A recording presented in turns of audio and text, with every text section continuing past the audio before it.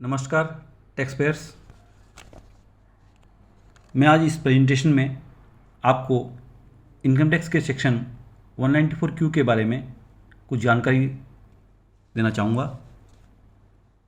इस बार बजट 2021 में TDS के संबंध में कुछ चेंजेस की गई है। इसमें सेक्शन 194Q एकदम नया है। ये सेक्शन 194Q 1 जुलाई 2021 से लागू होने जा रहा है। तो आइए हम सब ये जानने की कोशिश करते हैं कि ये सेक्शन 194 क्या है, किस पर लागू होता है, इसमें कितना TDS काटना है और किस अमाउंट पर TDS काटना है। तो इसको जानने के लिए आप अंत तक बने रहिए और पूरा देखिए। हो सकता है आपको पूरा समझ में आ जाए।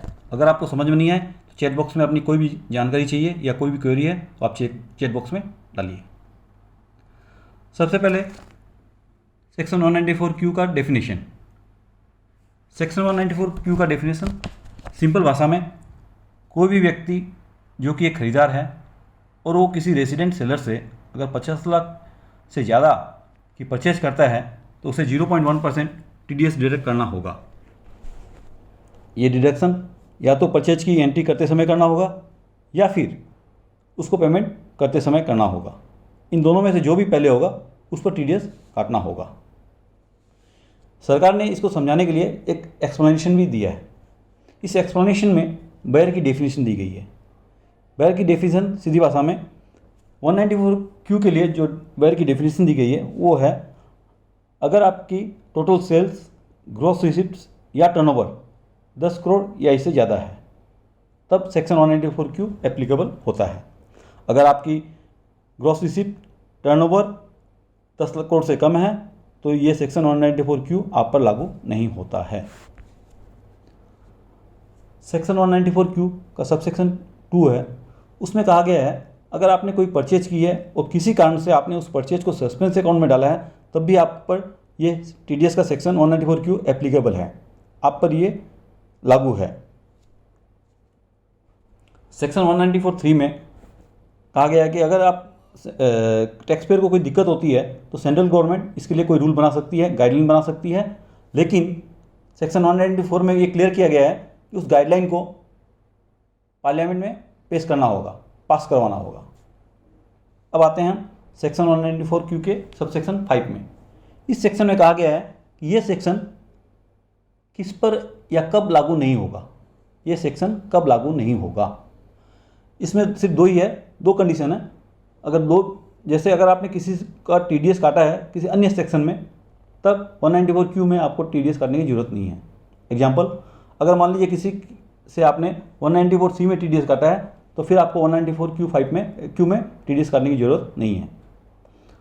इसके अलावा अगर आपने TCS किया है किसी का 206C में, टैक्स कलेक्शन एट सोर्स में अगर आपने किसी का किया है तो उस पर भी ये TDS के प्रोविजन लागू नहीं होगा। सिर्फ एक एक्सेप्शन है TCS के मामले में, अगर आपने किसी का TCS 206C 1H में किया है तो आपको TDS काटना ही पड़ेगा। अब हम आगे बढ़ते हैं, ये सेक्शन 194Q कब एप्लीकेबल होगा। सिर्फ सिंपल भाषा में इसमें दो ही कंडीशन है, अगर आपके टर्नओवर 10 करोड़ से ज़्यादा है और आपकी परचेज 50 लाख से ज़्यादा है किसी एक व्यक्ति से, तभी ये सेक्शन 194Q आप पर एप्लीकेबल होगा। वरना अगर एक भी कंडीशन फुलफिल नहीं होती है तो ये सेक्शन 194Q आपके ऊपर एप्लीकेबल नहीं होगा, कोई भी हालत में एप्लीकेबल नहीं होगा। आपका टर्नओवर 10 करोड़ से ज़्यादा होना पड़ेगा और आपकी परचेज किसी भी एक पार्टी से 50 लाख से ज़्यादा की होनी पड़ेगी। अब इसको समझाने के लिए हम आपको एक एग्जाम्पल देते हैं।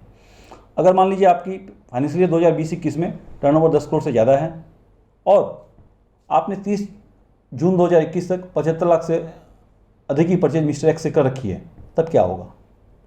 जैसे कि आपने परचेज 75 लाख की कर रखी है तो अब क्या होगा, 1 जुलाई के बाद में जो भी मिस्टर एक्स से परचेज होगी आपकी उस पर आपको 0.1% TDS काटना पड़ेगा। सपोज आपने 5 लाख की परचेज की है तो उस पर 0.1% आपको 194Q में TDS काटना पड़ेगा। ठीक इसी तरह एक और एग्जाम्पल लेते हैं। मान लीजिए आपकी फाइनेंशियल ईयर 2020-21 में सेल्स 10 करोड़ से ऊपर है और आपने मिस्टर वाई से 40 लाख तक की परचेज की है 30 जून 2021 तक। अब क्या होगा, अब जब आप मान लीजिए सपोज 30/6 तक आपकी परचेज हो गई 40 लाख, तो आपका 50 लाख तक कोई भी TDS नहीं कटेगा। 50 लाख तक का आपका कोई भी TDS नहीं कटेगा। जैसे ही आपकी परचेज 50 लाख क्रॉस होगी तभी आपको TDS काटना है। सपोज आपने 5/7/2021 को एक 15 लाख का परचेज किया है, तो आपको TDS कितना पर काटना पड़ेगा? आपकी पहले परचेज थी 40 लाख की, अब परचेज की है 15 लाख की, कुल परचेज होगी 55 लाख की। आपको सिर्फ 5 लाख पर TDS काटना है, सिर्फ 5 लाख पर TDS काटना है, वो भी 0.1% के हिसाब से। अब आपको बता दें कि TDS की रेट 194Q में 0.1% है। और आपको एक चीज़ और ध्यान रखनी है, जो भी आप टैक्स काटें इस महीने में, उसको अगले महीने की 7 तारीख से पहले जमा करवानी है। अगले महीने की 7 तारीख से पहले जमा करवानी है। अगर भी आपको 194Q अगर पूरी तरह समझ में आ गया है तो आप इसको लाइक कीजिए, शेयर कीजिए, कमेंट कीजिए और इसको सब्सक्राइब कीजिए। आपकी अगर कोई भी जानकारी चाहिए आपको या कुछ भी आपकी सजेशन है, आप कमेंट बॉक्स में जरूर डालिए, ताकि हम इसको आपको और अच्छी तरह आगे कर सकें। अगली बार हम सेक्शन 206 AB के बारे में आपको और जानकारी देने की कोशिश करेंगे, जिससे आप इस नए प्रोविज़न के बारे में और अच्छी तरह जान सकें। धन्यवाद।